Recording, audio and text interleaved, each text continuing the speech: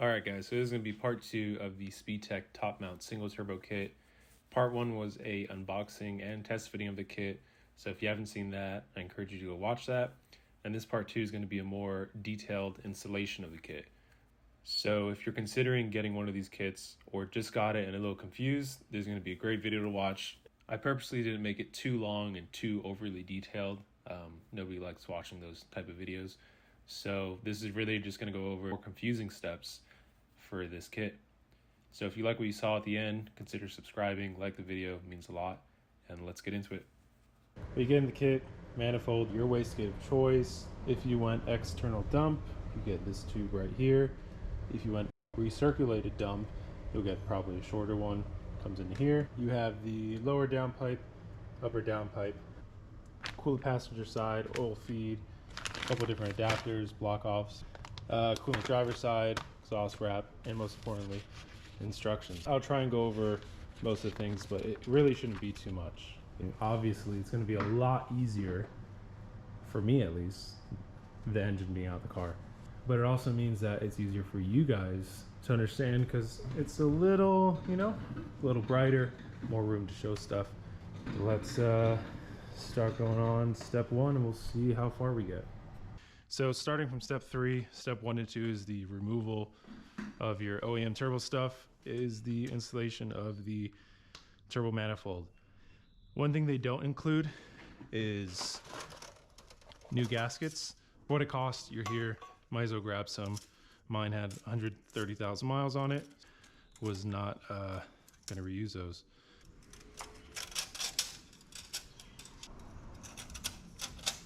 So I also have it kind of pre-assembled already. I'm gonna try and get it on there with everything just so I don't have to redo the V-band here, V-band, disconnect this. Definitely recommend just doing the manifold is probably a little easier to maneuver than this contraption I'm doing. It does say in the instructions to not install the second and third nut right here. So this one and the one over. Also have to kind of wiggle the manifold around to get some of the nuts. So they do get torqued down to 6 foot-pounds first, then 13.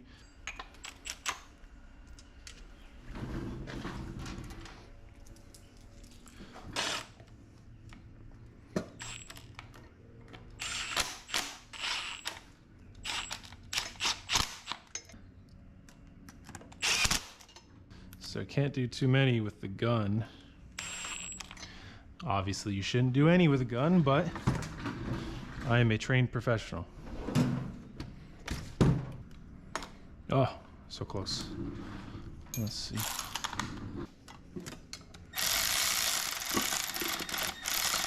Looks like we're about to do a lot of wrenching. Definitely recommend getting like an 11 ratcheting wrench. I have a bunch of ratcheting wrenches and I cannot find my one ratcheting 11, so gotta go old school here. This is what people used to do back then. Jesus. A little bit of an issue here. In order to get those inside ones, you're gonna need an offset wrench. I didn't have any at the time, but went to Harbor Freight and got a set. So really the only way to get some of these is with the offset wrench, so make sure you have a set. They're all pretty tight, but not gonna fully torque them for now. So next step after that is wastegate. So I have the VS Racing 44 mil. Make sure you have this fire ring here, right there. Then you just need to install in your wastegate box to come with ports and block off plates, and just install it according to where you want to have it ran. So, block off the ones in the back, run them here. The VS Racing one comes with 3 springs. There's 2 installed. I don't know how much PSI they are, but there's 2 in here. I just opened it up and made sure. And the one that's bagged is definitely the softest. So that would be step number 4.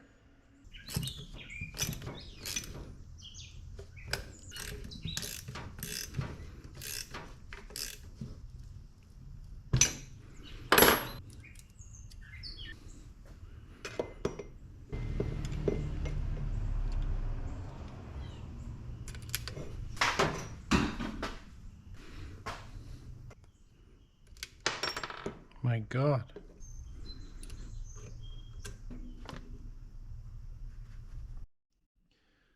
All right, so got the wastegate on. I just have to do this V-band, kind of try and hold it, make sure it's flush with the manifold. Keep it fairly loose for now because it still has to line up over here. I guess this shouldn't really be on, but I already had it on already, so I wasn't gonna take it off. Next steps is gonna be heat wrapping the downpipe, test fitting the turbo that you have on the manifold. Make sure you have clearance for all the nuts here, so it doesn't look like there's any problems. So we'll take this off, heat wrap it, then we'll install the oil drain. Then we'll apply the Permatex copper gasket maker to here, let that sit, and then we can tighten down these M10 nuts. So that's gonna be 6, 7, 8, 9, 10.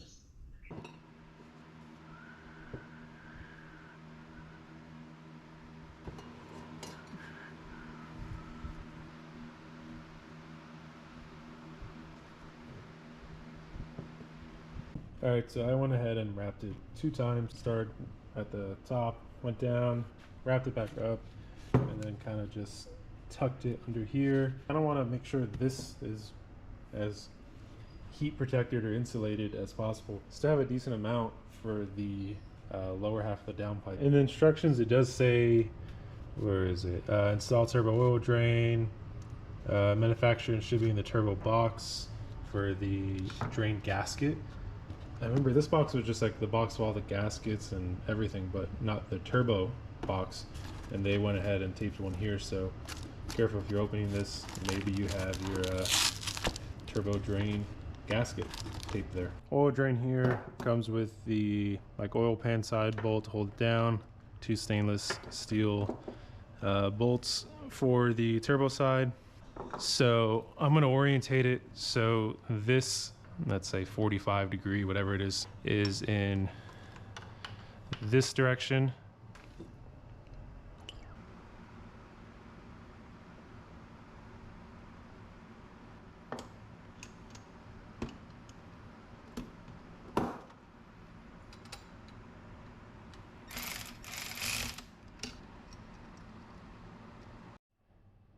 All right, so ran into a little bit of an issue.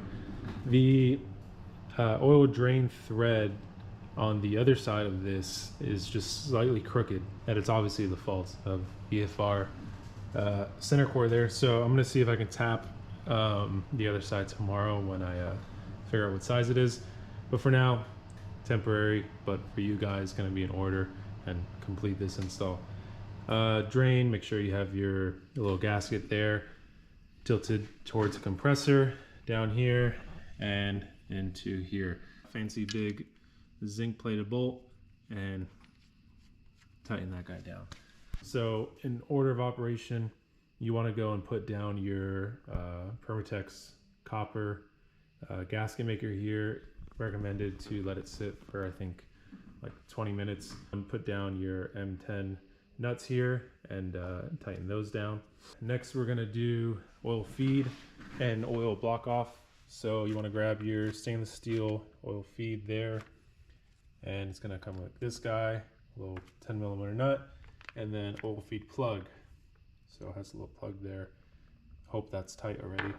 And one of these guys.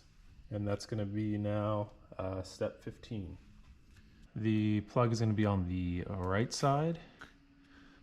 It's a good O-ring. Excuse me?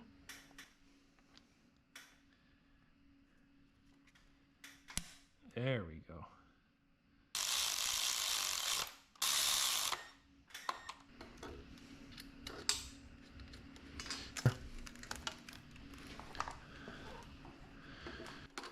The inside, and just like this. Yeah.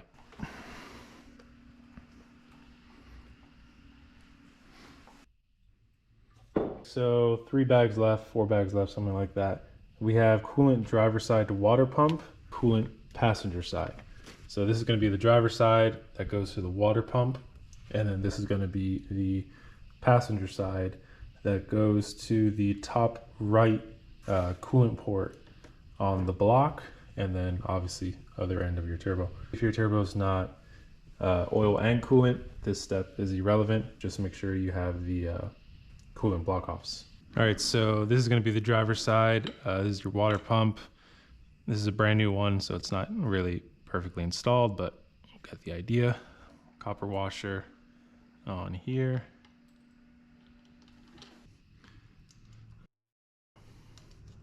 Just ran into a little bit of issue. The passenger side water line. This line doesn't have like this style adapter that has that nice O-ring that holds it in. Obviously, this isn't going to work there. So reached out to Speedtech and see what the plan is for that. So for this passenger side coolant line that I thought was going right in here, how it actually works is, because this is the fresh block and I don't have any accessories on, usually right here is your water line that goes to like your little turbo coolant pump. So if you look at the old block, this you all keep in, and you're going to cut off this line here. So usually it's like that, turbo here, and this has some silver stuff on it that you just take off. You're gonna break this like OEM clamp loose, pull that out, and then stick the barb fitting here, and then goes your stainless steel drain line or fill line. So yeah, just got that cleared up. So I'm gonna throw this in the video now, but continue watching to see the rest. This.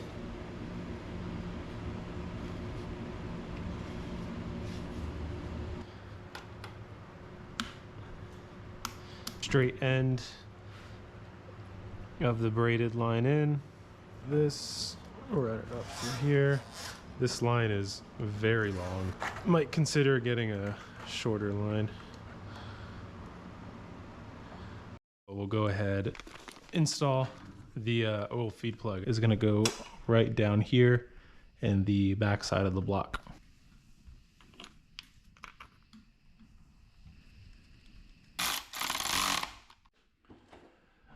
All right, next step, 2021, install of the upper downpipe and alignment of the dump tube. Make sure O2 sensors here or at the top. Don't be like me and install it upside down.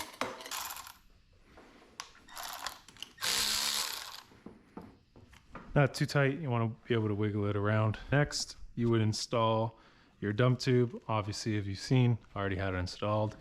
Just simple V-band, line it up, nothing much to it. And then the lower downpipe.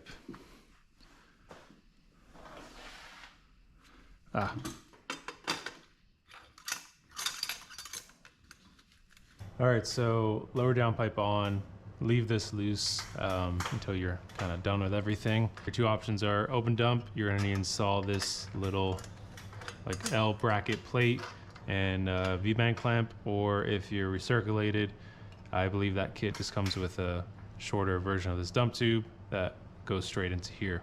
The open dump kits are gonna come with this block off plate that goes here, and then this L bracket.